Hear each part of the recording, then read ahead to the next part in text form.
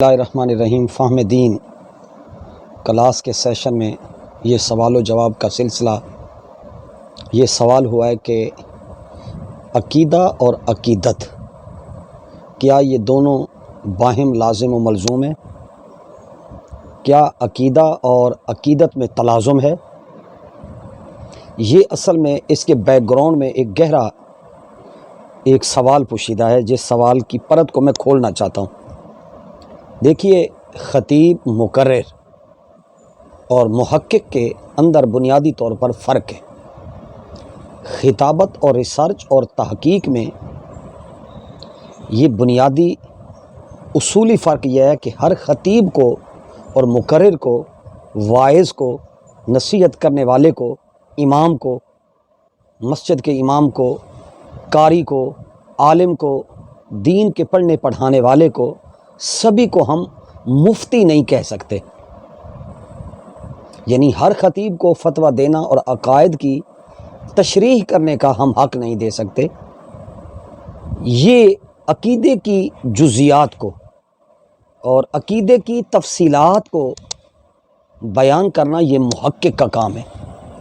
خطیب، مقرر اعمال کی فضیلتوں کو بیان کرتا ہے، لوگوں کے اندر ذوق شوق پیدا کرتا ہے، لوگوں کے اندر ترغیب اور ترہیب کی بنیاد پر رغبت دلاتا ہے، شوق دلاتا ہے، لوگوں کے اندر فضائل بیان کرتا ہے، اعمال کے فضائل، شخصیات کے فضائل بیان کرتا ہے۔ یعنی خطیب، مقرر، واعظ، لوگوں کا کام جو ہے وہ عقیدت ہے،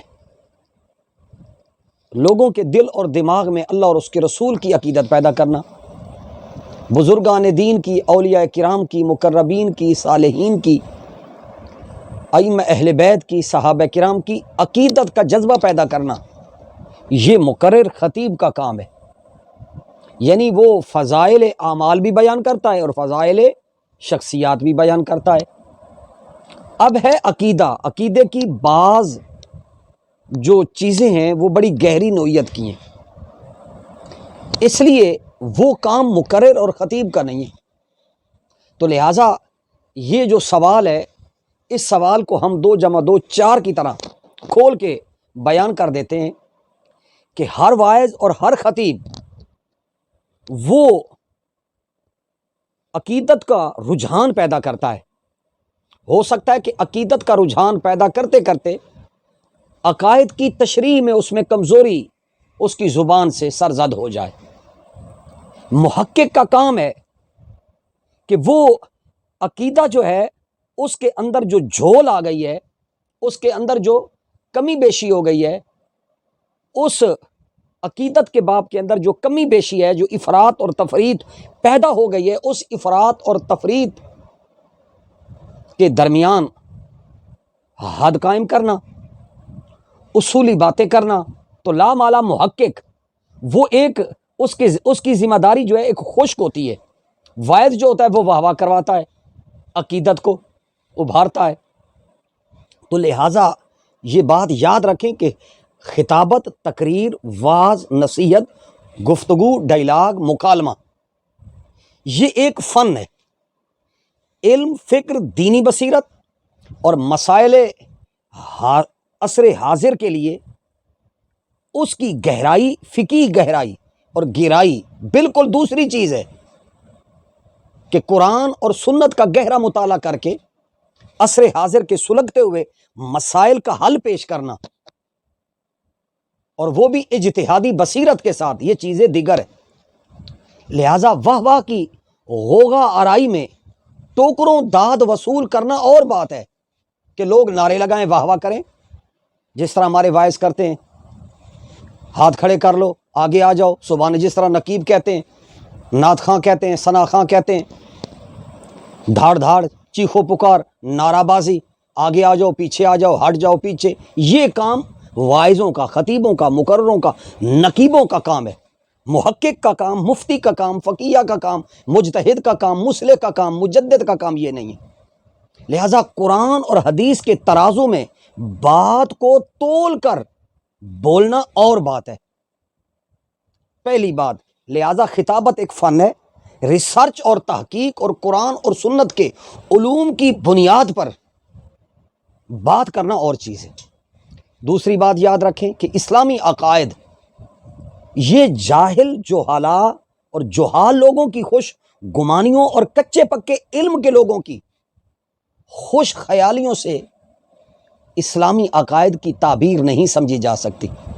کچے پکے لوگ جو اردو کا لٹریچر اٹھا کر ادھر ادھر کی باتیں ان کو بات کرنا آتی ہے، وہ اسلامی عقائد اللہ تعالیٰ کی ذات، صفات، اس کی توحید، مقام نبوت اور رسالت، سیرت طیبہ اور اس سے مسائل مستنبط کرنا، حدیث اور سنت میں ناسخ اور منسوخ کا فرق قائم رکھنا اور عصر حاضر کے مسائل کی تنقیح کرنا، یہ ہمارے جیسے کچے پکے لوگوں کا کام نہیں ہوتا، یہ محققین کا کام ہے، جو ایم فل ہوتے ہیں، پی ایچ ڈی ہوتے ہیں، جو ریسرچ ورک سے اور ریسرچ ایکسرسائز سے جو گزرتے ہیں، اور پھر تمام مسالک مذاہب کا جن کا گہرا مطالعہ ہوتا ہے۔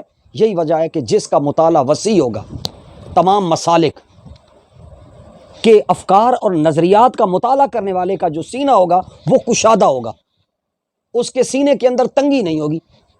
جو سینے کے تنگ ہوتے ہیں اصل میں ان کا مطالعہ وسیع نہیں ہوتا۔ جس طرح کنویں کا ایک مینڈک ہوتا ہے اور کنویں میں رہتا ہے اور وہ یہ کہتا ہے کہ ساری کائنات یہی ہے، اس کے نزدیک سمندر یہی ہے، اور جو سمندر کا تیراک ہوتا ہے اس کو پتہ ہوتا ہے۔ تو بات بڑی واضح سی ہے، میں نے 2 + 2 = 4 کی طرح آپ کو بات گزارش کر دی ہے۔ لہٰذا محققین کی علمی بصیرتوں سے اسلامی عقائد کی ترویج اور اشاعت ہوتی ہے۔ محققین کی علمی بصیرتوں سے علم اور فکر پروان چڑھتا ہے، پھلتا اور پھولتا ہے، اور ہمیشہ پہلے بھی پھلتا پھولتا رہا ہے۔ خطبہ اور واعظین کے خطیبانہ لب و لہجے سے پیدا شدہ جو غلط فہمیاں ہیں، جو التباسات ہیں، جو توہمات ہیں، جو شکوک و شبہات ہیں، وہ عقیدوں اور عقیدتوں کے فساد اور بحران کو جنم دے دیتے ہیں۔ واعظ ہے نا، خطیب ہے نا، مقرر ہے، وہ خطابت کی جوش لن ترانی میں وہ بات کرتے کرتے کرتے کرتے غلو، افراط اور تفریط۔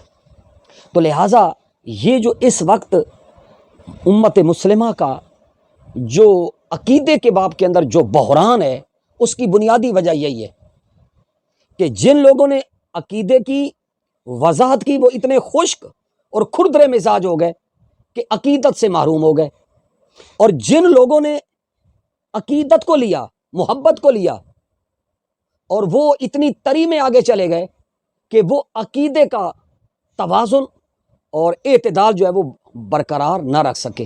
تو یہی وجہ ہے کہ عقیدہ اور عقیدے کا جو تلازم ہے، اور اس کو لازم و ملزوم رکھ کے کہ عقیدے کی شرح کریں تو آداب کے ساتھ کریں، اور آداب بیان کریں تو عقیدہ مجروح نہ ہونے پائے، یہ حسن اعتدال یہ بہت کم لوگوں کے حصے میں آیا ہے۔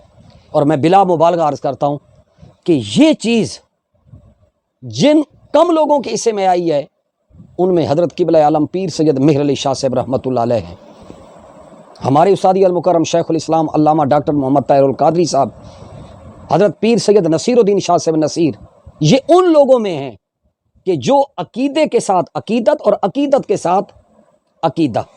تو لہٰذا یہ چیز ذہن میں رکھ لیں کہ ہر چیز سے مقدم جو چیز ہے وہ قرآن اور سنت ہے۔ قرآن اور سنت کے آئینے میں ہر نظریہ اور عقیدے کو اور عقیدت کو درست کرنا ہوگا۔ کسی بھی شخصیت کے فکر اور نظر اور اس کے طرز استدلال کی روشنی میں قرآن اور سنت کو ہم پرکھنے کی کوشش نہیں کریں گے کہ آپ کسی کے منہاج، کسی کے طرز طریق، کسی کے طرز استنباط، کسی کے طرز استدلال اور اس کے ذہنی اور دماغی طریقے سے آپ قرآن اور حدیث کی طرف نہیں جائیں گے۔ قرآن اور حدیث کی اوریجنل جو مفاہیم ہیں ان کی روشنی میں آپ کسی بھی شخصیت کی تعبیر اور تشریح کو، ہمارے ہاں یہی ڈنڈی ہوئی ہے، یہی ہمارے ہاں خلا ہوا ہے، یہی ہمارے ہاں بحران کو اس نے جنم دیا ہے کہ ہم شخصیتوں کے افکار اور نظریات میں ہم قرآن اور حدیث کو پڑھتے ہیں، قرآن اور حدیث کی روشنی میں شخصیتوں کا مطالعہ نہیں کرتے۔ بس یہ ایک اس سوال کا ایک ہی جواب ہے کہ یہ سارا جو بحران ہے یہ کیوں جنم لے رہا ہے؟ اس کی بنیادی وجہ یہ ہے کہ قرآن اور سنت ہمارے لیے اتھارٹی نہیں ہے. اتھارٹی قرآن اور سنت ہیں. کوئی بھی کسی بھی زمانے کی کوئی بھی جو شخصیت ہے وہ قرآن اور سنت کو سمجھنے والے مخلصین تو ہیں، لیکن وہ اتھارٹی نہیں ہے. اتھارٹی اللہ اور اس کا رسول ہے. اللہ تعالیٰ آپ کو مجھے صحیح چیزوں کو اعتدال کے ساتھ سمجھنے کی توفیق نصیب فرمائے. والسلام.